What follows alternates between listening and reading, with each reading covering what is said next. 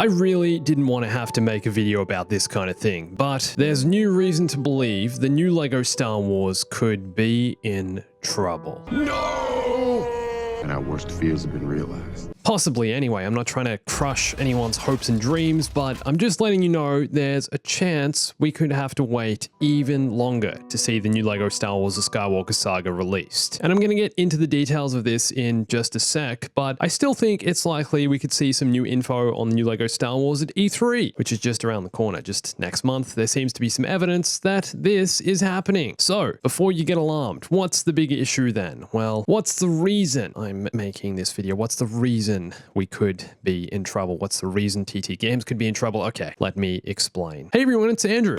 So TT Games, right? The developers of all LEGO Star Wars games, all the LEGO games, are owned by Warner Brothers Interactive Entertainment. They're the publishers of the LEGO games and also manage Rocksteady Studios, who make the DC and Arkham games, as well as NetherRealm Studios, who make the Mortal Kombat and Injustice games, as well as Monolith Studios, Avalanche Studios, who make Disney Infinity and are currently working on Hogwarts Legacy, plus a few other studios. They got a bunch. Warner Brothers Interactive Entertainment publish all of these studios' games, right? Anyway, they are owned by the bigger company, Warner Media, right? And they are owned by AT&T.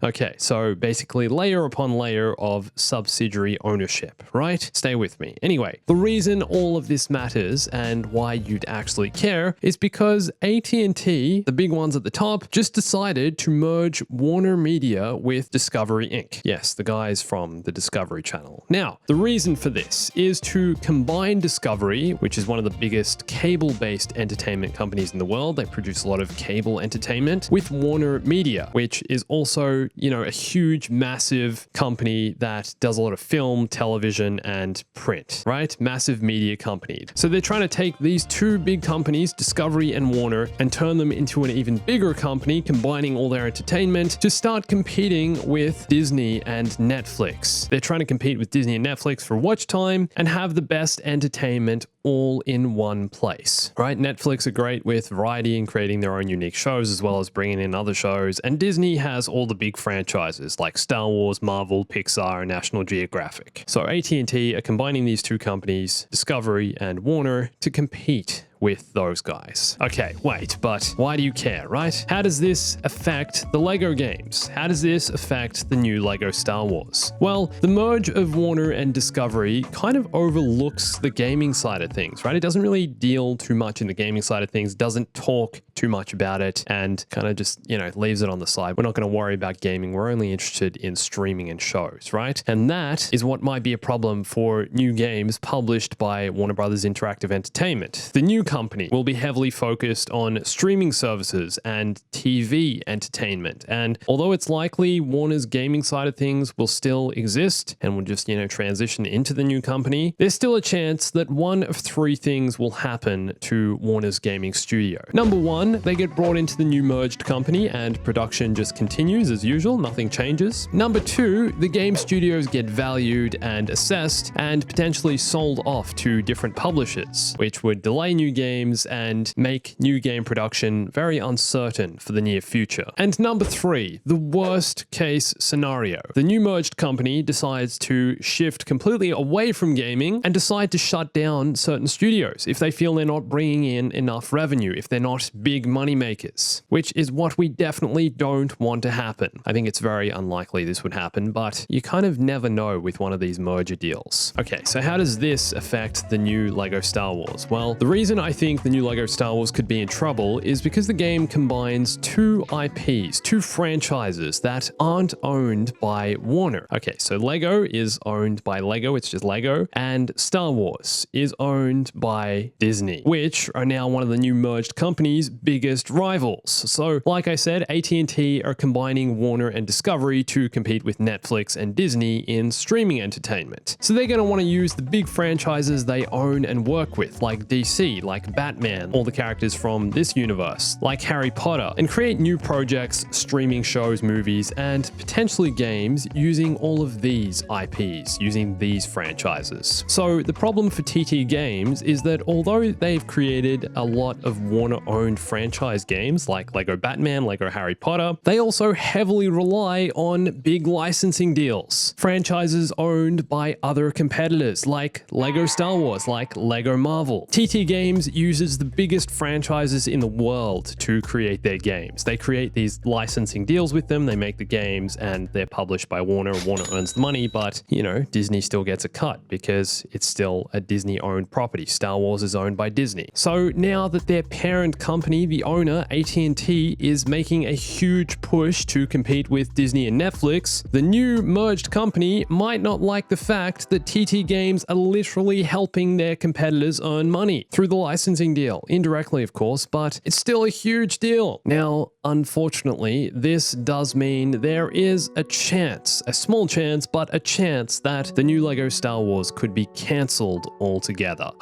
I really doubt it though. I really hope not anyway. Even though Star Wars is owned by Disney, Warner will know that the new Lego Star Wars is going to be a huge financial success. Too much work and too many years have been invested into the development of the new Lego Star Wars, which is going to be the largest, most groundbreaking Lego game ever made. So they're riding on that, and I think that's what's going to pull it through. I also don't think they're going to shut down the gaming side of things, because Netflix also just announced that they're looking into gaming options and developing their own games. Some gaming side of Netflix, or I don't know, obviously they're big in the streaming side of things, they're big in the watching entertainment. Now they're also looking at investing or developing a gaming division of Netflix. So Disney has that, Netflix are going to have that, and I think the new AT&T merged company, Discovery and Warner, are going to want to keep theirs as well. However, one effect I think we could possibly see following the announcement of this merger is that the new Lego Star Wars will be delayed again. The creation of this new company and merge is supposed to be complete by mid-2022, and if it somehow affects Warner Brothers Interactive Entertainment with a shift in focus, and if we eventually learn more details about how it's going to affect the gaming side of things, or if certain developers are sold to other publishers, then this might not only delay production, but the release window for the game. We'll see what happens though. But all that said, I do have some good news for you guys. I mentioned at the start that there's a chance we'll get more info, hopefully new gameplay, and a release date for the new Lego Star Wars at E3, which takes place between June 12th and 15th. Well, Warner Brothers is actually listed as an exhibitor at E3. It shows on the website, they're there, meaning they'll be presenting something at the event. This doesn't necessarily mean it'll be anything Lego related, because, you know, their other developers are also working on the Suicide Squad game, there's Hogwarts Legacy and Gotham Knights, all of which are supposed to be releasing in 2022, as well as Back 4 Blood, which is scheduled to release in October this year. So there'll likely be a lot of new info, teasers, trailers, and gameplay on these new games, and potentially that's why Warner Brothers are there. But if TT Games are at least ready to show us something new and give us a little hope,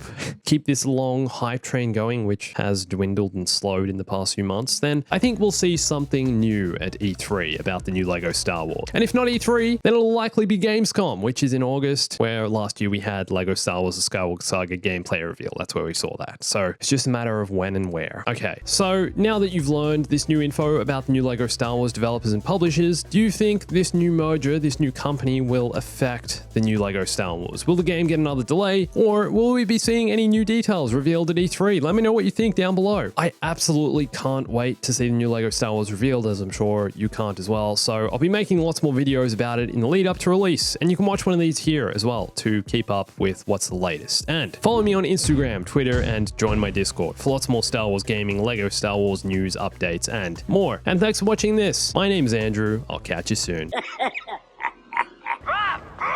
Stay bombastic.